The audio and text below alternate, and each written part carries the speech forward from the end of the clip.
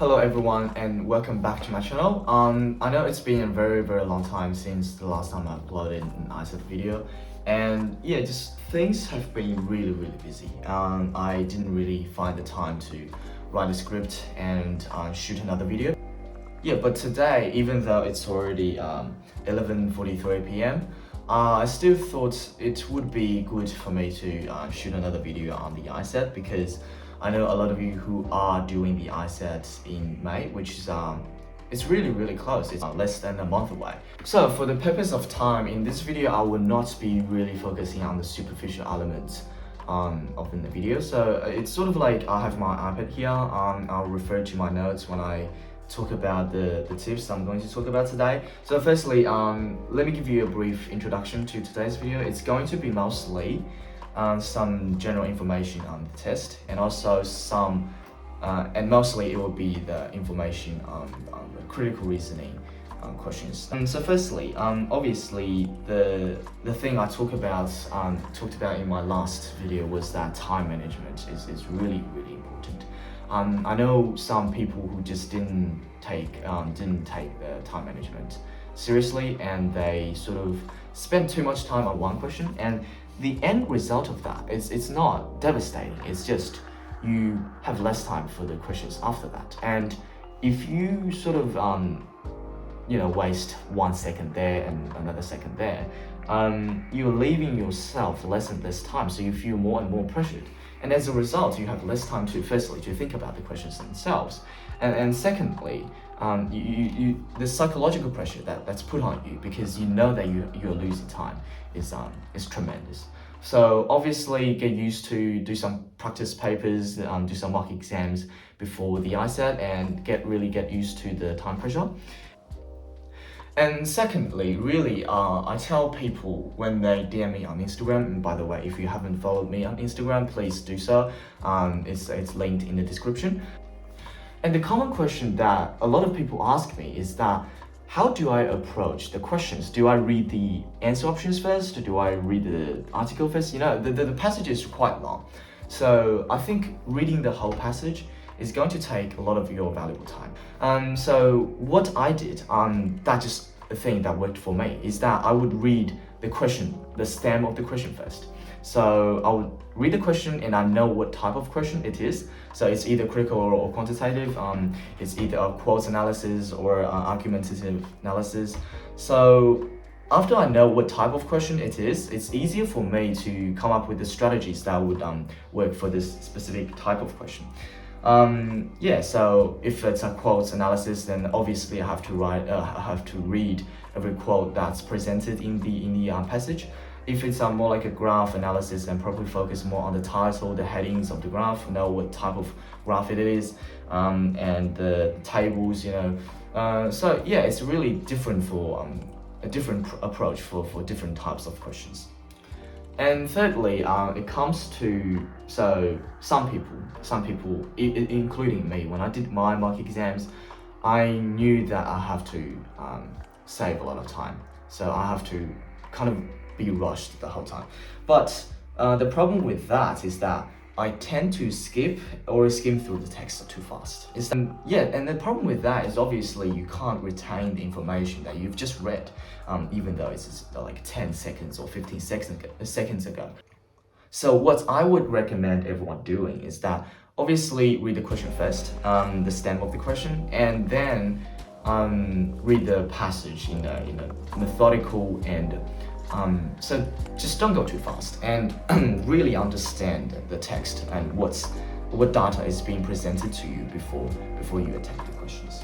So fourthly, you need to really be careful about words such as could, may, or likely. So these words, they don't equate words like will, never, or is going to, because and that is a huge aspect that they test you on the ISAT, especially in the critical reasoning section, is how strongly each statement is, really. And yeah, a lot of students, including me, make the mistake, because it's sort of like it's 99% of the time the drug will work, and in the answer option it says the drug will work.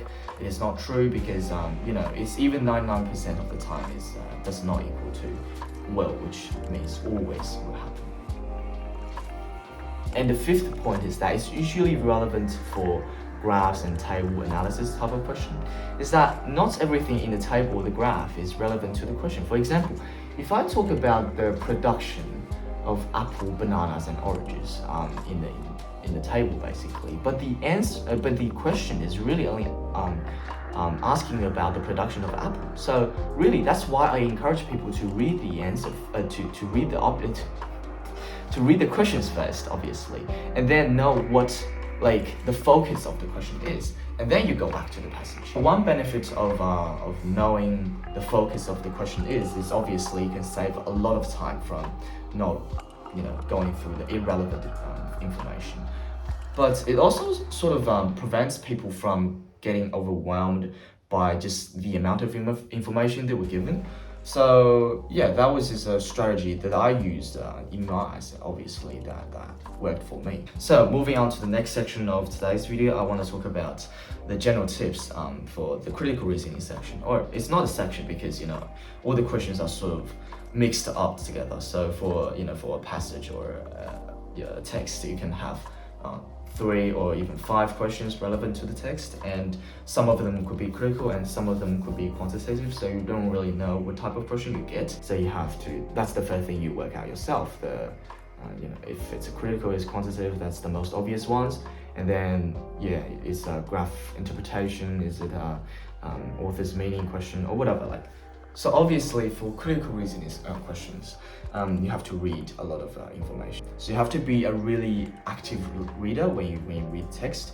And some reading strategies that I personally use, that firstly, obviously avoid rereading and skimming when possible, because unless you really don't have time, right? Because you want to understand the passage on your first attempt, right? You don't want to read it again and sort of that didn't make sense to me, and obviously you waste so much time from rereading the text. Also, I just want everyone to know there's the highlight function in the ISAT. Basically, in the exam, you obviously it's computer based, so you have a computer screen, and the half of it will be the passage that you're reading, the text and information they were given, and the other half is really your question, your stem of the question, and the answer options for that. And what you can do is you can do highlighting on the text and also the answer options. So if you're presented with a large amount of information, so when you're faced with this type of question, obviously it's helpful for you to pick out the most important points from the passage so you can refer to them when you do the question. But one problem with the parametric highlight function is that if you completed this question and you go to the next question, right? Whatever that's being highlighted on the same passage, the same paragraph, is gone. So I don't know why they didn't make it if the highlighting can stay on the same passage for the same set of questions, but that's just how things are. So you don't really want to spend too much time highlighting everything, because it's only useful for one question and it doesn't really help for the next one. And really, the most important thing when you read the text is that you want to know where to find the answers to the questions, right? So the passage that they give you is quite long, so you can't really memorize the key all the details, like dates or names or whatever. So really, first thing you need to do when you read the text is that you know where to find your answers. Is this paragraph talking about the benefits? Is this paragraph talking about the shortcomings of an issue? So for example, one paragraph could be talking about the pros of the 5G network, and the other paragraph could be talking about the cons. So you should be able to know, roughly, what each paragraph is talking about. So for example, if the question asks you, which of the following factor is not one of the advantage of 5G networking, so you can instantly go back to the paragraphs that's relevant to this question because you know the location of the paragraph, and be able to quickly identify the answer, hopefully. And lastly, I want to talk about some answering techniques. So firstly, it's usually when you really don't understand what a question is asking, you can try to paraphrase it. And even though it takes you some time, like 5 seconds to do that, but by paraphrasing it, you really, you're really understanding what the question is asking, so you don't misinterpret the question. Because obviously when you misinterpret the meaning of a question, it's futile for you to try to find the correct answer. So another thing you should be aware of it that's in the ISAT is the answer options. They are usually not black and white, especially for the critical reasoning questions. So you have to pick out the best answer possible. For the majority of the questions, if something looks half wrong, that means it's all wrong. So it's sort of like you have a statement where the first half sort of makes sense, it's agreeing with the text, but the second half is sort of making conclusions that's beyond the scope of the text of the passage you've just read. Then definitely that is not a correct option. So yeah, usually half wrong equals to all wrong. But there are exceptions, the very annoying quotes analysis questions that show up. Like, I don't get it. Yeah, so that's pretty much brings us to the end of today's video. It's sort of like, I don't know how you feel about it.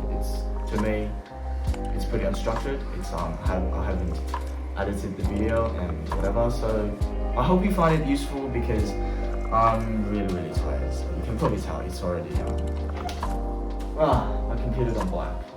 I don't even know how long I've been talking. Yeah, so obviously if you have any questions or you want to purchase the question bank that I personally compiled, you can feel free to message me on Instagram, or alternatively if you prefer to use free resources I talked about in my last video, so that you can use the GAMSAT, Section 1, the BMAT, some of them are relevant. And if you have any questions, always hit me up on Instagram. I'm always happy to help.